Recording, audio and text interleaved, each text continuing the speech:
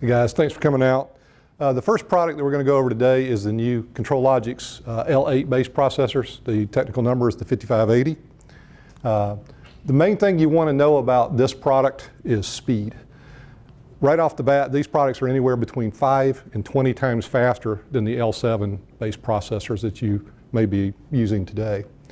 In addition to just scan time, they're also significantly faster in the Ethernet port. We have a full gigabit Ethernet port built right into the front of the processor now. This significantly improves the ability to do motion control. So you can do up to 256 axis with 32 axis per millisecond on your course update rate. So this is something we couldn't do before without the speed of the L8 processor. Another thing it does is support the high-speed I/O. The previous processors, you could do about 1 millisecond update wire to wire, which means if you got an input read all the way back into the processor and then wrote an output, you're looking at about 1 to 2 milliseconds to be able to do that. Here, the update rate can be sub-millisecond screw-to-screw time. So you can do significantly faster event-based processing. In addition to the speed, one of the reasons that's possible is because they have more cores in the processor to do very specific tasks. For example, in the past, if you had a L7 or L6 based processor, there was a setting in the processor say called the overhead time slice. It was the amount of time you gave back to the operating system so it could handle communication tasks and do some housekeeping. That is now done with a separate processor, so that tab doesn't even exist anymore when you're programming an L8 processor. It's unnecessary to have to try to set that setting and balance out your scan rate versus your communication processing power. The final thing that's a big update in these processors is you can get up to 25% more memory. If you actually went to the trouble of reading the manual, it suggests that you reserve about 20% of your memory for system overhead operations, kind of like the time slice for communications. The nice thing about that is now there's more memory hidden under the hood, so when you buy a 4 megabyte processor, you get a full 4 megabytes that you can use in your processor. You don't have to reserve any of that memory. And the L8 processor, you can see again, you can get some of the 5x to 20x performance.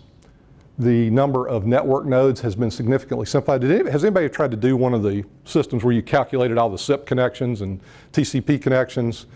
They just simplified that to say the number of network node connections.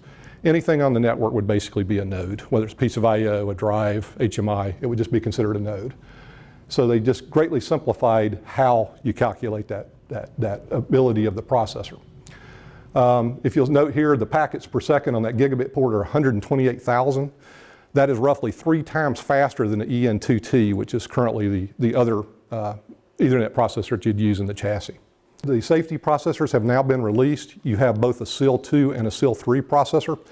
One of the nice things that you can do now, in the past with the L7, you had to buy a processor and you had to buy the safety processor to go with it. Now you have a choice. If you just use the single processor, you get SIL 2 PLD rating, and if you need this full SIL 3 PLE, you have to have the safety partner to go with it. So it's now your choice. You don't have to buy that additional piece of hardware if you don't need it. In addition to just raw speed, it also can save you a good bit of money when you're designing your projects. For example, to get the processing power and the communication capability of an L8, you would have to buy an L7 and 3 EN2Ts. It has that much more capacity just with the built-in gigabit port and the processor itself. So this, and again, this one wouldn't even have the speed that this one does, just processing power. This is not to say that you won't ever use the EN2T. You'll still need them if you want to segment your networks. You want to have the ControlLogix chassis on one network for IT and another network for your I/O. So don't confuse that with you would never use these cards again. Don't run out and tell everybody I told you you're not going to use the EN2Ts again. Just be aware that this processor is much faster. It can reduce your cost because you can get rid of some of these communication cards.